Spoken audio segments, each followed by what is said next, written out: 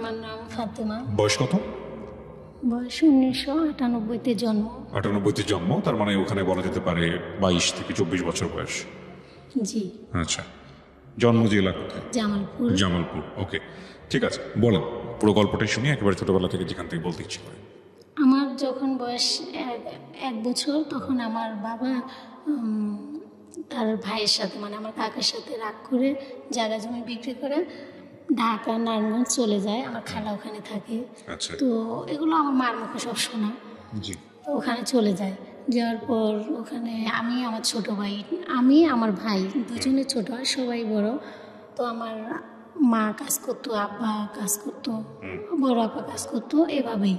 তো আমার যখন 5-6 বছর বয়স হয়, তখন দেশে চলে যায় নিয়ে। তো জায়গা কিনে ওখানে বাড়ি করার পর স্কুলে লেখাপড়া করি। আসলে ছোট থেকে এতটা মানে এতটাই দুষ্ট যে কোনো মানুষ হয় কিনা জানি না। এটা আপনি ছিলেন? হ্যাঁ, আমি মানে দুষ্টুমির ধরন কিরকম ছিল? ধরন বলতে যদি বলতো যে ওখানে যাস না, ওখানেই আগে যেতাম। আর পোলাপানের সাথে তো পারতামই না, মার খেতাম, আবার ওখানেই যেতাম। তো বাসায় আসলে আরও দিত মার, যে ওখানে যেতে নিষেধ করেছি তারপরও কেন গেছো, এরকম একটা ইয়া। আর স্কুলে যেতাম, মানে সাজগোজ জিনিসটা বেশি পছন্দ ছিল, যে বান্ধবীরা সাজতো। আর ছোট থেকে আমার নাচ গান এগুলার দিকে মানে অনেক নারায়ণগঞ্জ থাকছি তো পুরো ফ্যামিলি সহ, মানে এইগুলো মানে আমার অনেক আগ্রহ ছিল ছোট থেকে। যে কোনো একটা হিন্দি গান, বাংলা, মানে যেটাই শুনতাম ওটাই মানে আমার মানে মুখস্থ হয়ে যেত, এরকম একটা। তো আমার মা বাবা এগুলো পছন্দ করতো না। আমি তখন সব ছোট, তো একটু আদরও করতো, আবার শাসনটা বেশি ছিল। তো সেই ওদের সাথে মানে সাজগোজ করে স্কুলে যেতাম, এরকম বাবা মা নিষেধ করতো, ওটাই করতাম।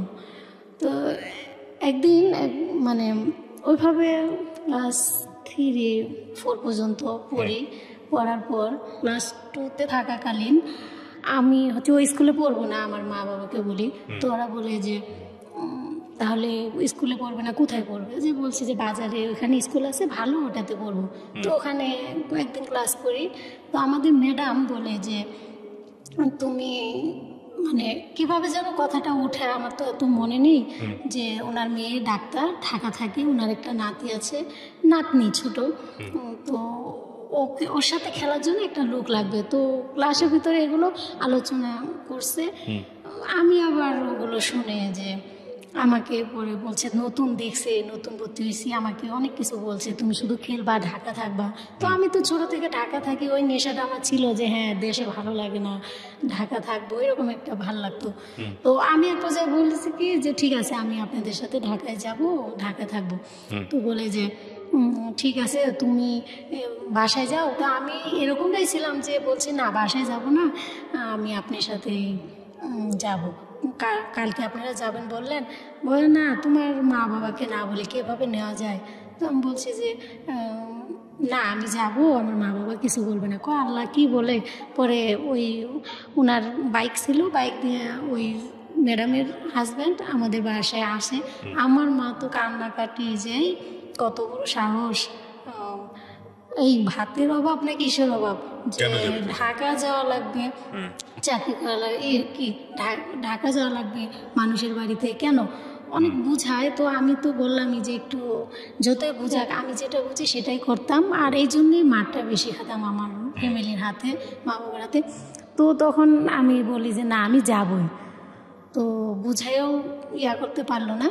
তো আমি কি করি, যাই, ওখানে যাওয়ার পরে ভালোই, মানে আমিও ছোট, ওনার নাতনিটাও ছোট। তো আমাকে দিয়ে কোনো কাজ করাতো না। ওনারা সত্যি অনেক ভালো, এরকম মানুষ হয় কিনা জানি না। তো আমি ওনার মেয়ের সাথে খেলতাম। তো এরকম করে একটু ঘর মুছতাম, যদি থালবাটি মাজতাম, এই আমার কাজ। আর ওনার একটা ভাগ্নি আছে, উনি রান্না বান্না করতো, ওনার মেয়েকে আমাদের মানে দুজনকে নিয়ে স্কুলে যাইতো, এরকম একটা। আপনি গেলেন শেষ পর্যন্ত ঢাকাতে? হ্যাঁ গেলাম। তারপর ওইভাবে প্রায় 6 মাসের মতো থাকি। কত সাল সঠিক মনে নাই, মানে ওই বছরটা পড়তে যে পড়ি ওই বছরটাই তো হচ্ছে আমি দেশে যাই, ঈদে আমাকে জামা কাপড় কিনে দেয়, আমাকে এমনি অনেক আদর করতো।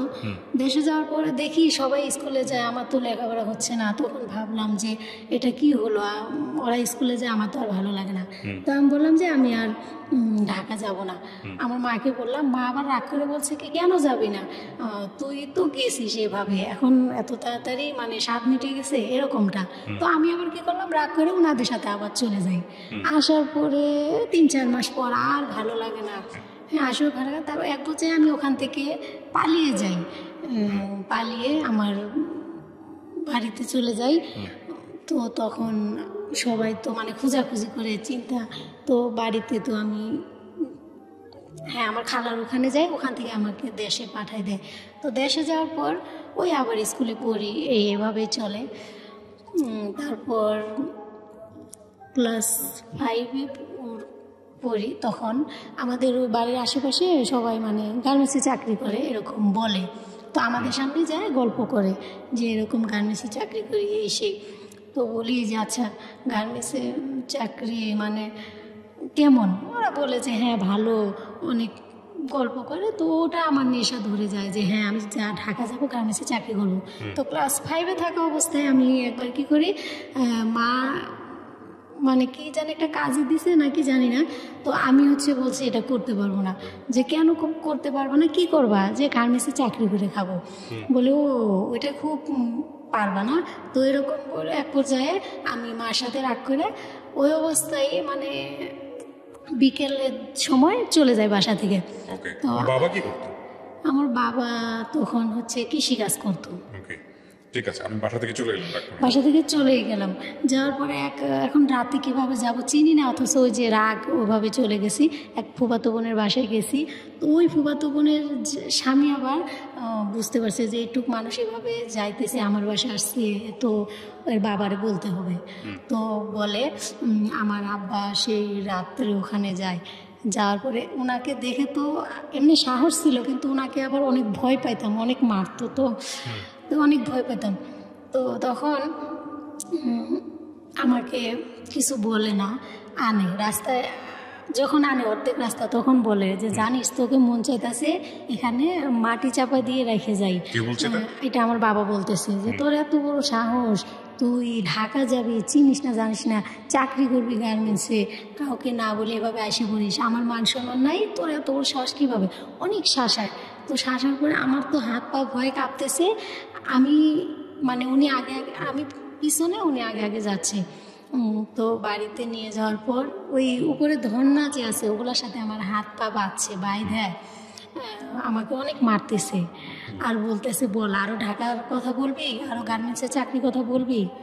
তো আমি ওই সময় বলতেছি যে হ্যাঁ আমি ঢাকা যাব, চাকরি করব।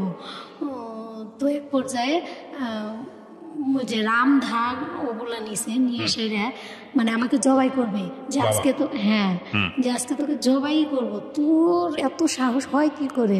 তো আমার মা পা ধরে কান্নাকাটি করে মানে পরিস্থিতি ইয়ে করে, ঠান্ডা করে।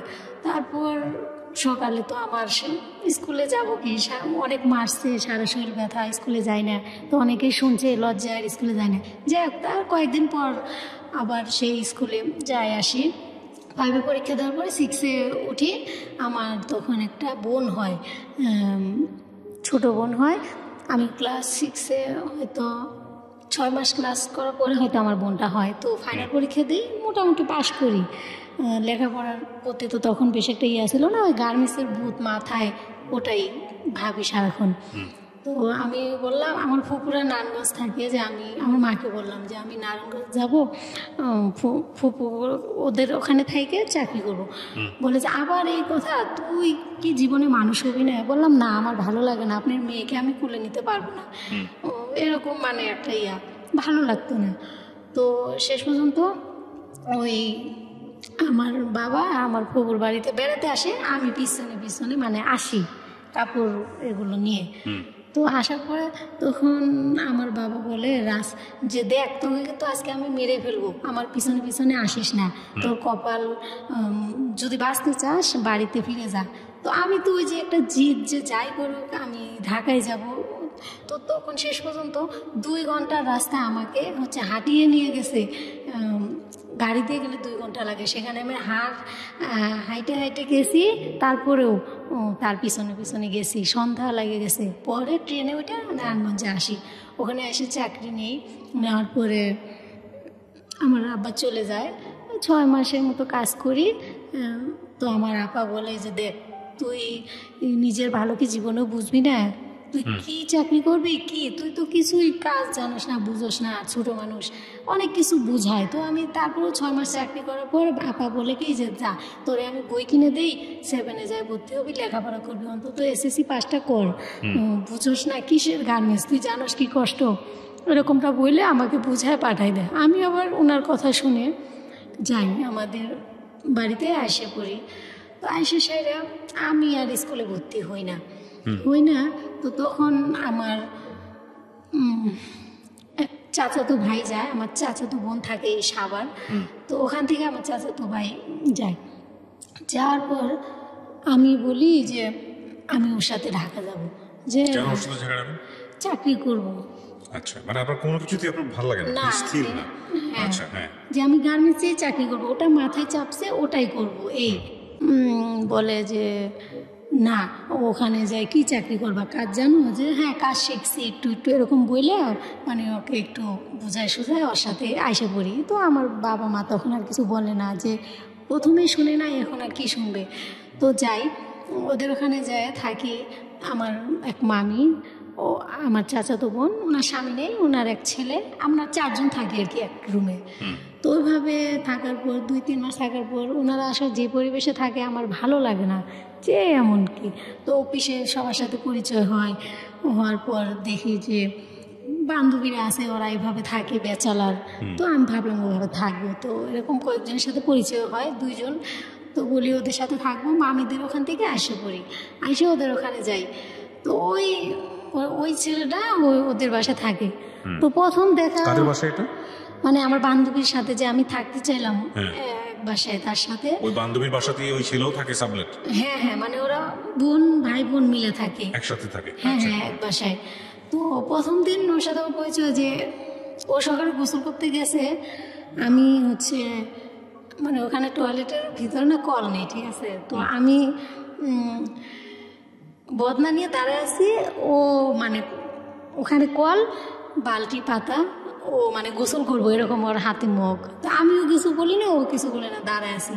ও কী করলো, মগ দিয়ে পানি দিল। তো ভাবলাম যাই হোক, ওভাবে নিয়ে টয়লেটে গেলাম। এই হলো ওর সাথে আমার প্রথম দেখা। তারপর থেকে আমি কথা বলতাম না, ও বলতো না। তো পরে দেখি যে একই অফিসে, কি ব্যাপার এক অফিসে। তো আমার এক ফ্রেন্ড আছিল, ওকে আবার পছন্দ করতো। তো সবাই বলতো যে ওকে পছন্দ করিস, তো ওর চেয়ে তো ওর বান্ধবীটা ভালো, মানে আমার কথা বলতো। তো এক পর্যায়ে আমার বান্ধবী আবার ওকে পছন্দ করতো না। তো ওর এক বন্ধু আমার কথা যখন বলে, তখন বলে ঠিকই তো বলছিস, ওর থেকে তো ওই বেটার, মানে এরকম একটা ওরা কথাবার্তা বলে। তারপর তো এভাবে আমাকে সরাসরি, আমি ওনাকে তারপর থেকে ছোট ভাই ডাকতাম, যে ছোট ভাই নাম ধরে, আমিও আপনি বলতাম, উনিও আপনি বলতো, ছোট ভাই বলে ডাকতাম। তো এইভাবেই কাজ করি, অফিসে চলে। তো ঈদের ছুটি আসে, তো আমি তো সবসময় বোরকা পরতাম, আর সবসময় মানে স্বাভাবিক সাদাসিধেভাবে চলাফেরা।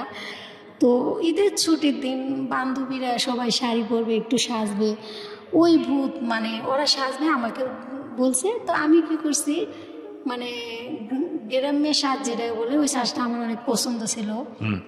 যে ওই গ্রাম্যে ভাবে যে কাপড় পরে, লাল চুড়ি, এইভাবে ফুল এক সাইডে এইভাবে দিয়ে যে এই সাজে, ওইভাবে সাজে গেছি। সবাই তো অবাক, যে কি ব্যাপার, এইভাবে মানে ও তো এইভাবে আসে না, এইভাবে সাজছে, সবাই ছবি উঠাচ্ছে এরকম। তো অনেকেই, তারপরে ও তো দেখে মানে খুবই মানে অবাক হয়ে তাকাই রয়েছে। ওইভাবে ওই দিনটা গেল, ঈদে বাড়িতে গেলাম, আসার পর তখন দেখি সবাই আমাকে মানে অনেকেই এর আগে বলতো, অনেকে স্থানীয় ছেলেরা যে আমাকে পছন্দ করে এরকম। তাই আমি বলতাম না, আসলে আমি এসব বুঝি না, কিসের পছন্দ এসব, আমি এসব ঝামেলায় জড়াতে চাই না। তো তখন ও আবার আমি তো ওকে ছোটো ভাই বলি, ও তো বিষয়টা জানতো যে যেহেতু ও তো পছন্দ করে না কীভাবে বলি, তো এভাবে ওকে বন্ধুকে দিয়ে বলায়। তাই আমি বলি আল্লাহ, ওকে তো আমি ছোটো ভাই বলি, এটা কিভাবে সম্ভব? আর ওর বাড়ি কই আমার বাড়ি কই, তো কখনো সম্ভব না। তো অনেক কিছু বলি, তো আমাকে সরাসরি বলে যে দেখো আমি তোমাকে সত্যি ভালোবাসি, তোমাকে ছাড়া আমি আসলে বাঁচতে পারবো না। সরাসরি বলে? হ্যাঁ, সরাসরি বলে। আমি তো রাগে মুখে যা আসছে তাই বলছি, আমি কিন্তু এমনি কাউকে বকি না, অথচ ওই অবস্থায় এত বকা দিছি, ও মানে হাঁ করে তাকাই গেছে যে আমাকে এত বকতেছে, ও তো দেখা যায় ভদ্র, এত বকা কোথা থেকে দিচ্ছে এরকম। তো তারপর এইভাবে অফিসের ভিতরে মানে ওর সাথে আমি কথা বলি না, ও বলতে চায়, এইভাবে ঝামেলা কয়েক মাস কাটার পর এখন পরে এক সময় এক পর্যায়ে আমার ভালো লাগে যায়। হ্যাঁ, যে আমার বাসায় যাইতো, আমার বাসায় আমি এক আপার সাথে যেতাম, আমি আবার অন্য বাসায় থাকতাম পরে, তো আমার বাসায় যাইতো আমার এক আপার সাথেও রুমমেট, হ্যাঁ সাথেও পরিচয়। তো তখন এক পর্যায়ে ভালো লেগে যায় যখন, তখন আমাকে বলে বিয়ে করবে। আমি বলি ওরে আল্লাহ, বিয়ে এইসব তো এখন না। বলে যে না দেখো, বিয়ে না করলে তাহলে কিসের ভালোবাসা? তো বললাম ও তাই? তো তখন বয়স কত আপনার? আমার বয়স ওই তো মানে চাকরি করতে আসলাম, এখানে 6 মাস কাজ করলাম, মানে 12-13 বাড়িতে গেলাম। হ্যাঁ, মানে বাড়িতে থেকে আবার মানে 2 মাস পরে, ওই তো 12-13 বছর। আপনার ছেলের বয়স মানে ওই ছেলেটার বয়স কত তখন? ও আমার চেয়ে হয়তো ওরও বয়স তেমন একটা বেশি না, সঠিক আমি জানি না। তো আমার চেয়ে বড়ই হবে। তো তারপর এইভাবে ওই বিয়ে করতে হবে, হ্যাঁ মানে ও বলতে, তো আমাকে বলতেছে, আমি বলি যে এটা আসলে কীভাবে সম্ভব? তো আমার বাবা আমার ওখানে বেড়াতে আসে, আমি তখন ফোনও ইউজ করি না, আমি বুঝি না ফোনের বিষয়ে। তো আমার বাবা আসে বলে যে আমার বাড়িতে বেড়াতে যখন আসে, ওর বোনেরা এর ভিতরে সব টের পায় যায় যে আমাকে ও পছন্দ করে, আমিও পছন্দ করি, বা আমাদের যে একটা সম্পর্ক এরকম কীভাবে যেন বুঝে বা জানি না। তো আমার বাবা যেদিন আসে, ওর বোন দুইটা মানে এক পর্যায়ে সাজগুজ করে মাথায় বড় বড় চুল এভাবে সাইডে দিয়ে আমার বাসায় আসে, উন্না দুই কীভাবে যেন নিয়ে ওইভাবে আসে। তো তখন আমি ওদের দেখে অবাক হয়ে যাই যে ওরা এখানে কেন? আইসে সাইডে ওই বাসায় মানুষের কাছে বিচার দেয় যে দেখো আপনারা দেখেন আমার ভাইটাকে ভুলাইয়া ফালাইয়া এই যে বাসায় আনে, আমার এটা খায় ওইটা খায় এটা নেয়, এরকম একটা কিছু বিচার দিয়ে গেল। তো আমার বাবা দেশে থেকে আসছে, এগুলো তো কিছুই জানে না, বা আমিও তো কিছু বলি নেই। আমাদের জাস্ট ও পছন্দ করে, আমি পছন্দ করি, অফিসে দেখা হয়, এতটুকুই। আর আমার বাসায় মাঝে মাঝে আসতো, আমার রুমমেটের সাথে তার পরিচয় ছিল এই জন্যে, বা আমার হয়তো 2টা নিয়ে আসতো। তো আমার এরকম বলার পরে আমার বাবারে আমি জীবনে কোনো সময় আসলে কান্না করতে দেখি নেই। তখন কি বিয়ে করছেন আপনারা? না না, তখনও বিয়ে করেন? বিয়ে করিনি, কান্না করতে দেখেননি? তারপর কখনো জীবনে কান্না করতে দেখিনি। অথচ সেই দিন তারা যখন এসে ওইভাবে বিচার দিয়ে গেল, বাড়ি ভর্তি মানুষ, আমার আব্বা ঘরে বসে আছে, আর সবাই বলতেছে যে আজকে এর বিচার হবে, বিচার আরও কি কি অনেক কিছু হয়তো বলছে, অতটা মনেও নেই। তো আমার বাবা শুধু আমারে বললো যে আচ্ছা তুই কি এগুলো করার জন্যে এইভাবে এই ঢাকা শহর আসছিস? এই জীবনে তো সবই করলি, এটাই বাকি ছিল না? তো এইভাবে মানে তার চোখে পানিগুলো টলমল করতেছিল, এভাবে আমারে বলতেছিল। তো এই প্রথম আমি তার চোখে ওরকম পানি দেখতে পাই। তো আমার ওই বয়সটার সময় আমি টয়লেটে যাই, মানে এত ভাবে মানে মুখ চাপে ধরে কান্না করি, যেটা আসলে কষ্ট পান আপনি, বাবাও কষ্ট পায়। হ্যাঁ, অনেক মানে ওনার ওটা দেখে অনেক কান্না করি। তো পরে হাত মুখ ধুয়ে এসে তো বাবারে বলি যে আপনি খাইতে দিছি, খাইলো না, যে ঘুমান। তো পাশের রুমে বেচালার থাকে, ওনাদের সাথে ঘুমাতে দিলাম। তো যাক আল্লাহর রহমত, ভালো আর কিছু হয় নাই তখন। তো উনি সকালে চলে গেল, আমি ওখানে থাকলাম। তো চাকরি করি এভাবে, আরও কি হয়েছে হয়তো কিছু তো মনেও থাকে না, এত বছর আগের কথা। তো যাই হোক, ও আমাকে বলে, ও আমার নিয়ত যে এত কিছুর পরে তো আসলে ওই ছেলেকে তো ওর কাছে বিয়ে বসবো এটা তো অসম্ভব। তো আমার মনের একটা টার্গেট যে আমি দেশে চলে যাব, সামনে পয়লা বৈশাখ আসতেছে, এরকম একটা টার্গেট। তো ও তখন বলে যে ও বুঝতে পারে বেতন দিবে হয়তো 2-3 দিন আগে। তো বুঝতে পারে ও ছেলেবেলে ভাড়া করে যে আমাকে যেভাবে হোক। আমি ওকে বলি যে হ্যাঁ ওকে বিয়ে করব। ও আমাকে বলে আমি রুম নিছি, সত্যি মিথ্যা ও জানে সেটা, বলে রুম নিছি। আমি শুধু ওর কথায় হ্যাঁ হ্যাঁ করে গেছি যে ঠিক আছে, যে বলে রুম নিছি আমি তো তোমাকে বিয়ে করব। তো আমি চাচ্ছিলাম যে ওকে যেভাবে বলি আমি ওখান থেকে কাইটে পড়ার জন্য মানে ওকে এসব সান্ত্বনা দিতাম। আর ও বুঝতে পারছে যে আসলে আমি মিথ্যা কথা বলতেছি। তো ওইখানে স্থানীয় ছেলেপেলে ভাড়া করে নিয়ে অফিস ছুটি হয়। সবাই ফ্লোরে সবাই জানে যে আজকে ও আমাকে বিয়ে করবে, আমি যদি বাড়াবাড়ি করি আমার ক্ষতি করবে। এই আপনি জানেন না? আমি জানি না। তো এখন সবার বেতন দেয়, আমার বেতন দেয় না। আমি বলি যে আমার ওখানে অফিসে আরও আপা ডাকি বান্ধবী, ওদের বলি যে আচ্ছা আমার বেতন দেয় না কেন, সবার তো বেতন দেওয়া শেষ, আর আমি তো অপরটার হেল্পারও না, তাহলে আমার বেতন এখনও দেয় না কেন? কই তুই কি এখনো কিছু বুঝিস নেই? যে কেন কি বুঝবো? কই দেখ নিচে তাকায়, তো জ্বালানা দিয়ে তাকায় দেখি ওখানে পোলাপান ও মানে টাকা দিয়ে রাখছে এরকম। তো আমাকে সুপারভাইজার সবাই বোঝায় যে ছেলে তো ভালো, সমস্যা কি, ও বিয়ে করতে চায়, করো বিয়ে, সমস্যা কি, ভালো তো। আমাকে বোঝায়। আমি কইছি যে না আসলে আমি বিয়ে করব কি, ওরা তো আমি বলছি মানে ওটা আমি সুপারভাইজারে বলতেছি যে আমি তো ওরে বলছি যে আমার বাবা সামনে পয়লা বৈশাখ আসে, আমার বাবা যদি আসে তাহলে বিয়ে শাদী যাই হোক ওনার মতে এভাবে। তো এরকম করতেছে কেন, বুঝে না কেন? বলে হ্যাঁ ও তো বলতেছে যে তুমি চলে যাবা, এই জন্য ওইগুলো করতেছে। তো এক পর্যায়ে আমার বেতনটা দেয়। হ্যাঁ, ফ্লোরে সুপারভাইজার ওই আমার সাথে একটা আপা, আমার রুমমেটে আমি ফোন দিয়ে বলছিলাম গেটে আসতে। তো যাই হোক আমাকে ও ফ্লোরে আইসে মানে টাইমে হেসরায় সিঁড়ি দিয়ে নামায় নিয়ে যাইতেছে।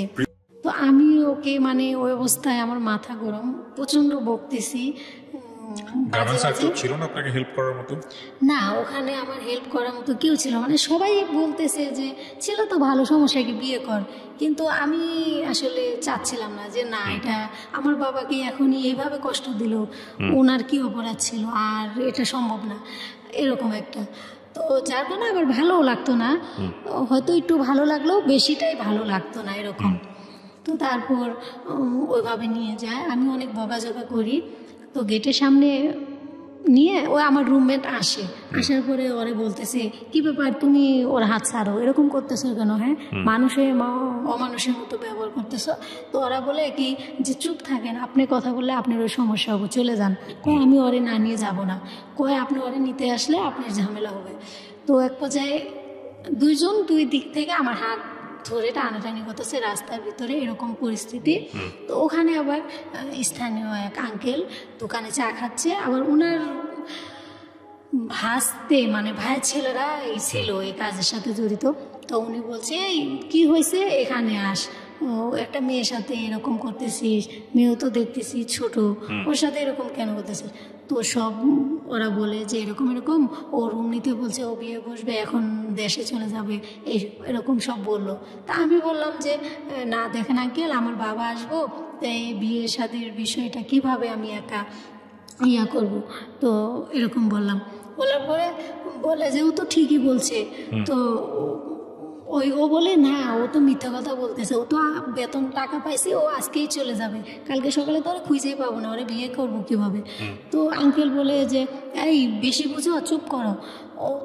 ওর বোনদের ডাকায়, ওর বোনরা আসে, ওর বোনদের সব বুঝায় বলার পরে ও বলে না আমি ওকে আজকেই বিয়ে করব। তো ওকে একটা থাপ্পড় দেয় যে ঠিক আছে আজকেই বিয়ে কর, ওর যা লাগে আমি দিব, মানে ওর ঘরের যা ফার্নিচার লাগে আমি দিব, ওর গয়না দিয়ে সাজিয়ে নিয়ে যা, তাহলে ওকে আজকে বিয়ে পড়াই দিব যা।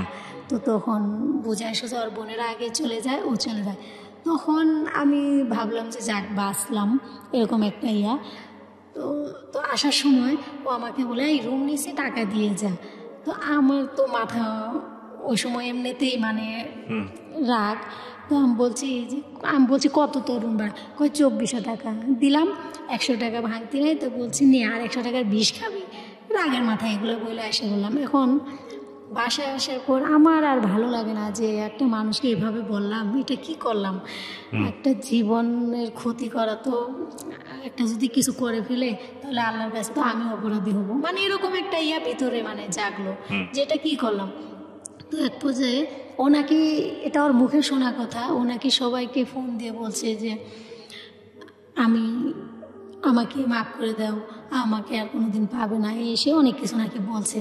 তো এক পর্যায়ে আমার কাছে ফোন নাম্বার ছিল, আমার কাছে ফোনটা দেয় নাই, আমি ফোন দিছি যে আচ্ছা আপনি কই, তখন আপনি করে বলি যে আপনি কই, আমি কই সেটা তুমি জানে কি করবা, যে না আপনি দেখেন আমি ওটা বলছি, রাগ করেন না, ঠিক আছে। বলে আমি এমন জায়গায় আছি কোনোদিনও ফিরে আসবো না, এর জন্য তুমি দায়ী।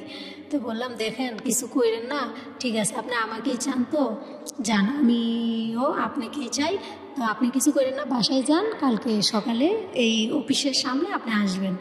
তো অনেকক্ষণ কথা বললে এরকম একটা ওর প্রতি একটা টান এসে গেল যে এটা কি করলাম, এরকম মানে বলছি কথাগুলা।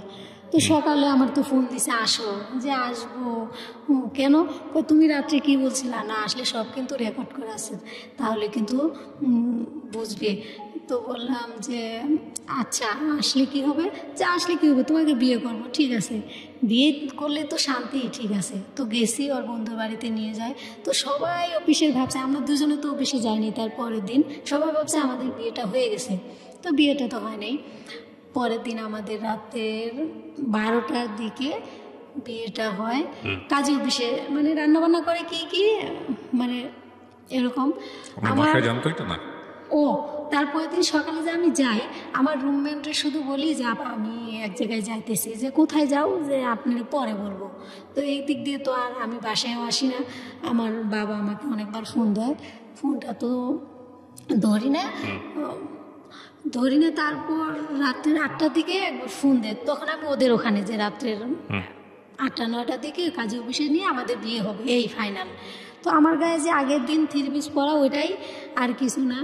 তো আমার আব্বা ফোন দিয়ে শুধু বলল যে আচ্ছা আজকে আমার জিজ্ঞেস করে যে তুমি কই, আমি মিথ্যে কথা বলছি যে আমি বাসায়, যে বাসায় এখনও মিথ্যে কথা বলতেছো, এই জীবনে আর কত আমাদের কষ্ট দিবা, তুমি এখন তো বাসায় না, যা করতেছো ভালোই করতেছো, আজ থেকে মনে করবো আমার একটা মেয়ে মারা গেছে। তো ওই কথা বলে ফোনটা কেটে দেয়, আমি বারবার ফোন দিয়ে ফোন অফ করে রাখে। আমি অনেক কান্না করি যে আসলে সবই তো গেল, আর কি করার আছে, কিছু তো করার নাই। তো এক পর্যায়ে ওইভাবেই কাজী অফিসে নেয়, একটা নাকের ফুল কিনে আনে, চুড়ি, পেঁচে এতটুকুই, এভাবে নিয়ে কাজী অফিসের বন্ধুরা যায় মিষ্টি কিনে। এখন কাজই বিয়ে পড়াবে না, আমার কাগজপাতিতে বয়স হয় নাই, এগুলা ওর কাগজপাতিতে হয় নাই, আমি চাকরি করি অন্য কাগজ দিয়ে, ও অন্য কাগজ দিয়ে চাকরি করে, ওর খালাতো ভাইয়ের কাগজপাতিতে। তো কাজী এখন স্থানীয় ছেলে পেলে ওরা তো বলছে, টাকাও দিছে, আবার অনেক ভয় দেখাইছে। তো আমাকে কবুল বলতেছে, আমি বলি যে ওই সময়টাতে আমার মনে হইলো যে আসলে এটা আমি কি করতেছি, আমি কবুল বললে ও আমার স্বামী, আর আমি এটা কি করলাম, আর এখান থেকে আসলে তো আমার বেরোনোর মতো কোনো রাস্তা দেখতেছি না, এটা আসলে আমি কি করতেছি, এরকম একটা মনে হলো। আমি বলি না কবুল, তখন কাজী বলে যে এইটুক মেয়েকে জোর করে আয় না, এভাবে বিয়ে, মেয়ে যদি কেস করে সবাই কিন্তু ফাইসে যাবা, মেয়েকে রেখে আসো। তো বলে যে দেখেন আপনার কাজ আপনি করেন, আপনি এত কিছু ভাবতে হবে না। তো আমাকে অনেকবার বলার পরে তখন বলি কবুল, বলার পরে তারপর আমার ওই কাবিন কি এগুলো কি আমি তো কিছু জানি না, সাইন দিতে বলছে, দিছি, কবুল বলতে বলছি। আর এক উকিল বাপ হয় কে যেন, তো 80,000 টাকা মনে হয় কাবিন দিবে, তো আরেকজনে বললো না 1 লাখ টাকা, এভাবে হয়তো কাবিনটা হয়। তো মিষ্টি খায় রাতের 12টা বাজে যাওয়া হয়। যাওয়ার পর এখন ঘুমাবো কোথায়, সে আমার রুমমেট আমি আমার রুমমেট। তো আরেক পাশের রুমে হেরা বলতেছে যে ওরা দুজন এখানে ঘুমাক আর আমার রুমমেট অন্য রুমে। আমি বলছি না না, এভাবে সমস্যা নেই, ও চোখের উপরে থাক, আমরা দুজন নিচে থাকবো। যাই হোক, ওভাবে রাতটা কাটে, এক ঘরে তিনজন ওইভাবে ঘুমায়, রাতটা কাটে কোনো রকমে। তো তারপরে এখন তো রুম নিতে হবে। রুম নেওয়ার পর ছোটো একটা রুম নেয়, তো আমার রুমে কোনো কিছু নেই। তো তারপরে ওর বোনরা, মানে আমার রুমে কিছু নেই, ওদের মানে ওর বোনের রুম থেকে একটা কাঁথা, বালিশ, অনেক গরম একটা ফ্যান আনে। ওকে আপন বোন ছিল? হ্যাঁ, ওরা আপন বড় বোন। তো আমার বান্ধবী ছিল আপনার তো ভাই বোন? ওরা তো ভাই বোন, আর আমরা থাকতাম, আমার যে বান্ধবী ও পিসির তারা। তো তারপর ওরা আসে, আমি বাইরে দাঁড়িয়ে আছি হয়তো, আর ও তো কোথায় যেন গেছে। ওরা আইসে মানে আমাকে দেখেই মানে মুখ দিয়ে যা আসতেছে তাই বলতেছে। হ্যাঁ, বকাঝকা করতেছে। তারপর বলে যে তোর কিছু নাই, আর এখন আমার ফ্যানের বাতাস তোরা খাবি, এটা তো আমি খেতে দেবো না। তো ফ্যানটা খুলে নিয়ে যায় আর বকাঝকা ঝাঁতো করে। আমার তো মাথা গরম হয়ে যায় যে এটা আসলে কিভাবে সম্ভব যে ওর বোন ওদের কাছ থেকে আনছে আর এর জন্য আমাকে এসে এভাবে বকাঝকা করতেছে। তো ও আসলো, এসে শুনলো। এইভাবে শোনার পরে দেখি ও কিচ্ছু বললো না, ওর বোনেরা চলে গেল। তো আমার ঘরে তখন একটা জগ মগ ছিল, তো আমি একটা আচার দিয়ে ওটা ভাঙার পর ওকে আমি বকাঝকা করি। আর কাবিননামার কাগজটা বিছানার নিচে থাকে, ওটা আমি একটা দিয়ে ছিঁড়ে ফেলি, যে অনেক বকাঝকা করি। ওকে গলা টিপেও ধরতে যাই যে আজকে আমার জীবনটা এভাবে শেষ করে দিলি, মানে এভাবে তোর বোনেরা এসে তুই তো কোনো কথাই বললি না, আজকে মাত্র 3 দিন, অথচ একটা কথাও তুই বললি না। আমার তোর মতো স্বামী আমার প্রয়োজন নেই, আমি চলে যাব, 2 চোখ যেদিকে যায়। এগুলো বলে আমি বেরোবো, সবাই মিলে আমাকে ধরে বুঝায়, অনেক ইয়া করে। তো যাক, ওভাবে 2-4-6 মাস ভালোই কাটে। তো দুজনেই তো নতুন, আমি নতুন অপারেটর হয়েছি, ওই সময় তেমন একটা কাজ ভালো জানি না, ও মোটামুটি অপারেটর। তো এভাবে ঘরে কিছু নাই, এটা সেটা কি না লাগে, হাঁড়ি পাতিল এভাবে তো 1 বছর 2 বছর ভালোই কাটে। আমার বাড়িতে পরে যাই, সবাই মাইনে নেয়, যাওয়া আসা হয়। ওদের বাড়িতে প্রথম যেদিন যাই দেখি যে ওদের বাড়িতে একটা থাকার মতো ঘরও নাই, যে একটা ঘর আছে 2 চালা অন্যের জমির উপরে। তো আসলে আমাকেও বলে যে আমি তো যতটুকু জানি যে মানুষের ঘর হলেও থাকে, জমির ভিটাটাও থাকে, কিন্তু ও যে আমাকে বলতো আসলে যে এটা সত্যি সেটা আসলে তো আমার জানা ছিল না।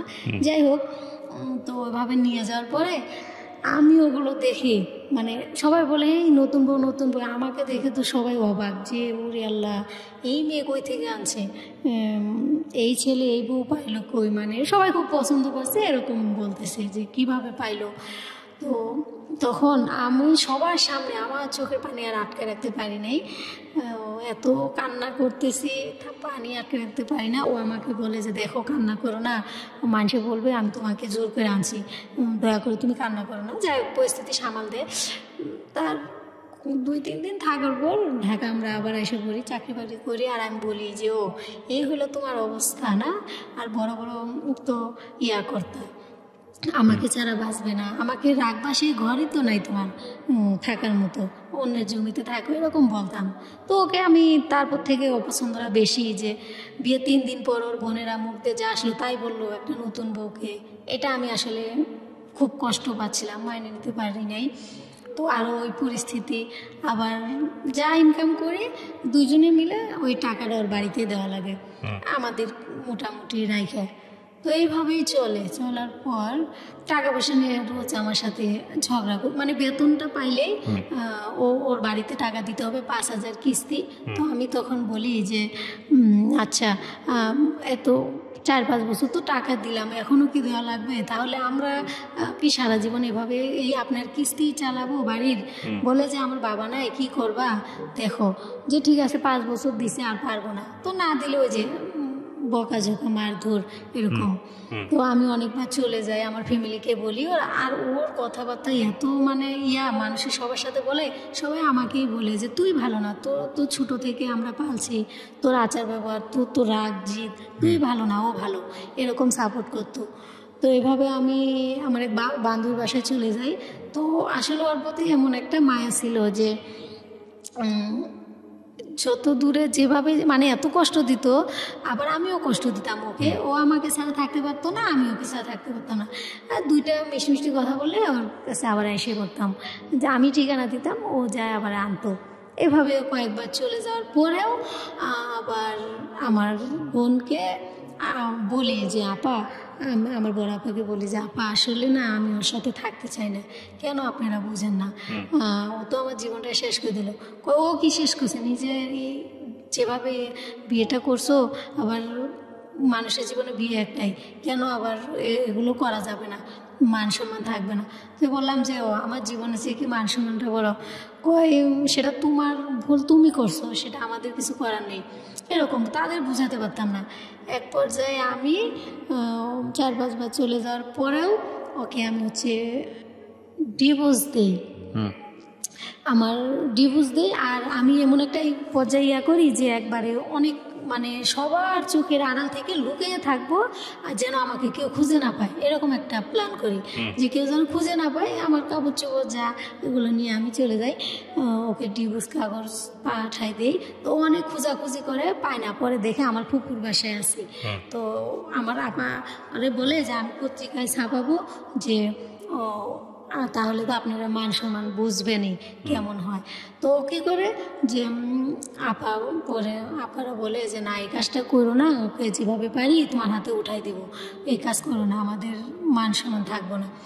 তো ভয় দেখায় ওকে আমি ডিভোর্স কাগজটা পাঠাই, ও ডিভোর্স কাগজটা পায় পাগলের মতো হয়ে যায়। আমি গাজীপুরে এক বান্ধবীর বাড়িতে চলে যাই, ওখানে ভালোই চাকরি করি, 15 দিন ডিউটি করার পর তো ওরা সবাই প্ল্যান করে আছে আমি যে এখানে যে কাজ করছি বেতন নিতে আসবো, আমাকে ওর হাতে উঠাই দিবে। তো এই কথাটা শুধু আমার ফুপু না ফুপা বলছিল আমাকে যে চুপ করে, যে দেখো তুমি তো এখানে আসছো টাকা নিতে, তাড়াতাড়ি চলে যাও, ওরা কিন্তু এই প্ল্যান করে আছে। তো বললাম ও তাই, তো বুঝতে পারি না। তো ও টাকাটা নেওয়ার পরে ও তখন আসার পরে না, তখন ও আসে না, ও খবরটা পায় যে আমি টাকা নিতে আসছি। তো ওরা আবার জাদুটো না এগুলো বিশ্বাসও করে, এগুলো করেও।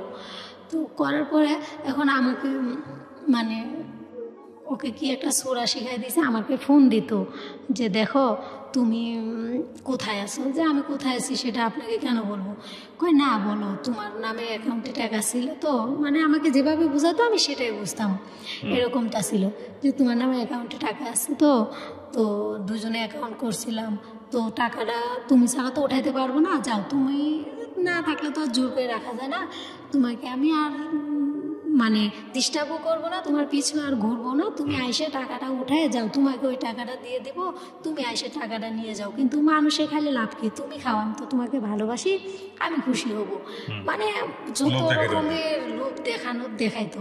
তো আমিও তো ওই যে আমি বললাম যে ও আমাকে যেভাবে বোঝাইতো সেটাই বুঝতাম। তো শেষ পর্যায়ে ওখানে যাওয়ার পর ওর বন্ধু বান্ধবী সবার সাথে মানে করে রাখছে যে মাইকো দিয়ে আমাকে এভাবে নিবে, ওদেরই আমি জানি না। তো ওর বন্ধুর বাসায় ওঠার পরে বিছানা রাত্রে ঘুমানোর পরে আমার সাথে এটা সেটা বলে, আমি বলি কথা বলবে না, আমি সকালে চলে যাব, কই ঠিক আছে যাইও। তো সকাল হয়েছে যাব, বলে না বিকেলে যাইও, না এভাবে আমি বিকেলে এরকম করতেছো কই আচ্ছা চলো তোমাকে গাড়িতে উঠাই দিয়ে আসি, এই কথা বলে যে বোরকা পরছি। ওরা তো এগুলো প্ল্যান করছে, আমি তো জানি না। মেন রাস্তার ওখানে ওর মাইকো নিয়ে আসছে, আইসা আমাকে ওইভাবে নিয়ে মাইকোতে ধাক্কায় উঠায় এই যে গাড়ি চালাচ্ছে, আমি এই যে চিল্লাইতেছি কান্না করতেছি, মানে যা বলার বাইরে। ওকে আমি গলা টিপে ধরতে গেছি যে দেখ তোকে তো আমি ডিভোর্স দিছি, ডিভোর্স কাগজটা তখন ও পায়ে এরকমটা মানে করছে যে তোকে তো আমি ডিভোর্স দিছি, তুই কেন আমার পিছিয়ে। তারপরে কি করছে আপনাকে নিয়ে? বাড়িতে নিয়ে যাওয়ার পর আমি ভাত খাই না, কারোর সাথে কথা বলি না, রাগ, শুয়ে আছি বিছানায়। সবাই তো মানে আইসে যে না এই বউরে এভাবে আনছে তো থাকবে না, সবাই অনেক বুঝায় সোজা। তো বলে যে তুমি কী চাও? যে আমি কী চাবো, আমি চাকরি করব না, বাড়িতে থাকবো, আমার সাথে থাকবে। আর বাড়িতে তো ওদের একটা ঘরও নাই, এভাবে একটা মানুষ থাকে নাকি? ও তো মানুষের জমিনে থাকে। তো এই পরিবেশে আমি থাকতেও পারবো না, ওকে আমি ডিভোর্স দিছি, ওদের সাথে আমি থাকতে পারবো না। তো আমার শাশুড়ি বারবার বলে যে দেখো ডিভোর্সের কথাটা বললো না, কেউ তো জানে না, বললো না। তো আমাকে বুঝে এসে যে ওইভাবে রাখে, তো আবার আমাকে রাইখে ঢাকায় আসবে। আমি বলি না, আমি তোমার এই পরিবেশে থাকলে তো পাগল হয়ে যাব। আমি তো তোমার সাথে ঢাকা যাব, কিন্তু আমি চাকরি করব না। যে চাকরি করবো না কেন? একা কীভাবে সম্ভব? যে সেটা আমি জানি না, আমাকে তাহলে আমার বাড়িতে দিয়ে আসো, আমি তোমার সাথে থাকবো না, ব্যাস। তো যাই হোক, এরপর যে ওর সাথে আসে দেখি যে আমার মায়া লাগে যে থাক, স্বামী তো, রাগ করে কী করবো? করি, দুজনেই চাকরি করি, ঢাকা শহর একা তো হয় না। আমি আবার চাকরি নেই সেখানে 6 মাস ডিউটি করার পর আমার পেটে একটা বাচ্চা আসে। সেই বাচ্চা ডিউটি করতে পারি না, অনেক কষ্ট হয়।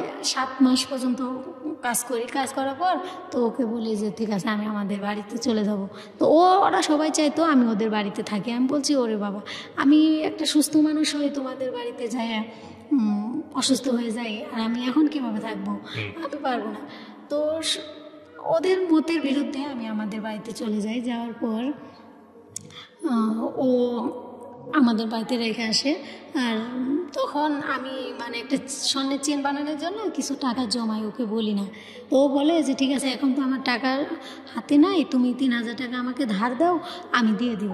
তো যাই হোক, এইভাবে বলে পাম দিয়ে টাকাটা নিয়ে ও আসার পর তো আমি দেশে থাকার পর ওর কাছে টাকাটা চাই। আমি চেন অলরেডি বানাইতে দিছি, যে হয়তো চাকরি করতে পারবো কি পারবো না জানি না, তো এটা হয়তো আমার একটা সম্বল থাকবো, এটা ভাইবা যে কিছুই তো নাই, 5-6 বছর তো চাকরি করলাম, কিছুই তো থাকলো না। তো তারপরে চেনটা বানাইতে দিই, এখন ওখানে 2000 টাকা শর্ট। ওকে বলি, কয় কিসের টাকা? তুমি নিজে অসুস্থ, টাকা করো। বললাম তুমি তো দেওয়ার কথা দেও। তো যাই টাকাটা দেয় না, এটা নিয়ে ওর সাথে আমি কথা বলি না, রাগ করি। আমার ফ্যামিলি বলে যে তুই কি মানুষ হবি না কোনো দিনও, ওর সাথে এরকম খারাপ ব্যবহার করিস। ফোন দিলে কথা বলতাম না এরকম।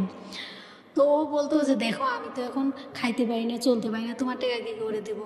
তো তখন আমি অনেক ধরনের কথা বলতাম যে দেখো তুমি খাইতে পারো না, চলতে পারো না, আমাকে ছাড়া হচ্ছে না, আর এখন তুমি খাইতে পারো না, এরকম অনেক কিছু বলার পর তো তখন আপনি যে সেকেন্ড টাইম ওর সঙ্গে থাকলেন, ও কি আপনাকে বিয়ে করেছিল?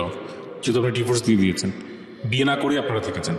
হ্যাঁ, বিয়ে মানে সবাই বলে যে এটা ডিভোর্স হয় না এক পক্ষ থেকে, তাই এই জন্য আর বিয়েটা প্রয়োজন হয় নাই। তো তখন একবার যে আমার বাচ্চাটা হয়, তো বাচ্চাটা মারা যায়, ও আবার ঢাকা আনার পর আমার ওখানে আমার বোনের মানে ওনাদের ফ্যাক্টরি আছে গার্মেন্টস, ওখানে ওকে কাজে দেয়, আমি বাসায় থাকি। ওখানে কাজে দেওয়ার পরে তো আমাকে এতদিন বলতো যে আমার ভুল। আমার আপা বলে যে দেখি এখন কার ভুল, বাচ্চাটা তো মারা গেছে, তো আল্লাহ যা করে ভালো করে এখন দেখবো কে ভুল কে সঠিক। তো এরকম একটা তো আমার সাথে যেরকম করে আমি মানে আমার আপাকে সবটা বলি। তো ও এক পর্যায়ে কী করে, ওদের আপার ফ্যাক্টরি থেকে অনেকগুলা গেঞ্জি মানে লেডিস সুন্দর সুন্দর প্লাজো শার্ট এগুলো তৈরি হয়, তো সেগুলো নিয়ে লুকায় রাখে রুমে। তা আমি হঠাৎ করে মানে ওই সানসেটের উপরে রাখে, আমি বলি যে এগুলো কি দেখি ওরে প্রশ্ন না করে আমার আপার কাছে নিয়ে যাই যে আপা এই দেখেন এগুলো আমার রুমে। এগুলো তোর রুমে? মানে ওরে জিজ্ঞেস করছিস? যে ওরে কি জিজ্ঞেস করবো, এগুলো পাইলাম আপনারে দেখাইতাছি। তো ও আবার একদিন খুঁজে, তো আমি বলি কি খুঁজেন? কয় যে আমি এখানে কাপড় রাখছিলাম। যে হ্যাঁ কাপড় তো রাখছিলেন, আমারে তো বলতে পারতেন, বলেন নাই তো। তো আপারে দেখাইছি, আপার কাছে তো দিছি, আপা আপনি ডাকছে। তো আপা সেই দিন ওরে মানে অনেক অপমান করে যে আমি তো মানুষকে এমনি দেই, আর তুমি এই কাজটা কিভাবে করলা? তুমি আমার বোনের স্বামী, তুমি চাইলে তো মুখ দিয়ে বলতে দেরি, তোমাকে তো 10-20টা দেওয়া ব্যাপার না, তুমি এই কাজটা কিভাবে করলা?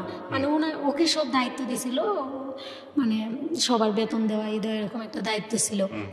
তো বলার পরে আপুকে বললাম আপা যাই করেন ওর সাথে আমি আর থাকতেই পারবো না, আমার সম্ভবই না। তো তখন বলে যে কি করা যায়? তো তো তখন আমি বলি যে ওকে আসলে এমনি তো যাইতে বললে যায় না, তো ওকে যেভাবে পারি এখান থেকে তাড়াতে হবে। তো আমি নারায়ণগঞ্জে যে আগে থাকতাম, ও দুলাভাই, ওখানকার দুলাভাই একটা স্থানীয়, সেই দুলাভাইয়ের সাথে সব বললাম যে ভাইয়া আগের বারও ওই ডিভোর্সটা দিয়েছিলাম ওনাকে নিয়েই, যে এমন এমন, তখন তো ও ছিল না, এখন তো এ আছে, তো এই দেখেন এরকম নিয়ে আমার বাচ্চাটা এরকম মারা গেছে, আবার আসছি, এই হলো আমার জীবন, সব বলছি যে ঠিক আছে তুমি ওকে নিয়ে কোনো রকমে আমার এখানে যেভাবে পারো আসো, তারপরে ওকে এখন সাথে নিয়ে ডিভোর্সটা করাবো। তো যাই হোক, ওকে পার্কের কথা বলি যে চলো আমরা ঘুরতে যাই, ঠিক আছে চলো, গেছি। তো ওই ভাইয়া আসছে, আসার পর তো ও তো দেখে অবাক, তো ভাইয়াদের বাসায় নিয়ে যায় কাজী অফিসে, ও ওখানে অনেক কান্নাকাটি করে যে দেখো তোমার এগুলো মনে ছিল। তখন আমি ওকে অনেক কথা বলি যে আমার জীবনটা নষ্ট করার জন্য তোমার আজকে এই অবস্থা, মানে তোমাকে আমি একবারে আমার জীবন থেকে বাতিল করে দেবো, তুমি আমার জীবনে, হ্যাঁ ওকে সাইন করাই, আর ও আবার মানে ওই একই কাগজে মানে কাজের কাছে থাকে, আর আগের বাচ্চা ইয়া করি, তো ওকে সাইন করাই, ও সাইনটা করে, কান্নাকাটি করে, যাই হোক ওভাবে ওকে তাড়াই দেওয়া হয়, ও আয়সা পড়ে, আয়সা পড়ার পর আমি আবার ওখানে থাকি। 2-1 মাস থাকার পর আমি আবার হচ্ছে মানে আবার আমি এই এলাকায় আসি। আসার পর ও কীভাবে যেন টের পায়, আবার আমাকে কথা ভুলায় বেলায় ফেলায়। তো আমিও ওর কথার জালে ফাইসে যাই যে হ্যাঁ আপনি আবার বিয়ে করলেন, বিয়ে করছেন নাকি আপনি মিথ্যা কথা শুরু করেছেন? হ্যাঁ, আবার তো বিয়েটা হয়নি, যে কেন হয় না সেটাও বলতেছি। বিয়ে হয়নি, বাট একসঙ্গে থাকছেন। শেষমেশ কি করছেন? আমি বুঝতে পারছি আপনার গল্পটা যেভাবে গেছে আপস অ্যান্ড ডাউনে, ঠিক আছে। আপনি ওর সঙ্গে আতেন নাকি চলে গেছেন? না, আমি ওর সাথে নাই। লাস্টলি যে চলে আসছেন তখন কি আবার ডিভোর্স দিচ্ছেন? হ্যাঁ, সেটা আমাদের ফ্যামিলি থেকে ডিভোর্স। এই ঘটনাটা কবে ঘটছে? এই ঘটনাটা এই 1.5 বছর আগে। 1.5 বছর আগে ঘটছে। শেষমেশ যেটা হলো, ও আপনার জন্য বহুবার পাগল ছিল, এবং শেষ পর্যন্ত যেটা হয়েছে যে ও আপনাকে ছেড়ে দিয়েছে, এখন আপনি ওর জন্য পাগল হয়ে গেছেন। ও কি বিয়ে শাদী করেছেন? বিয়ে করছে, হ্যাঁ, আমার পরে মেয়েটা হওয়ার পর। আপনার কি বাচ্চা কাচ্চা হয়েছে ওর ঘরে? হ্যাঁ, আবার তো আমার আরেকটা মেয়ে হয়েছে। মেয়েটা কোথায় এখন? মেয়েটা ওদের বাড়িতে।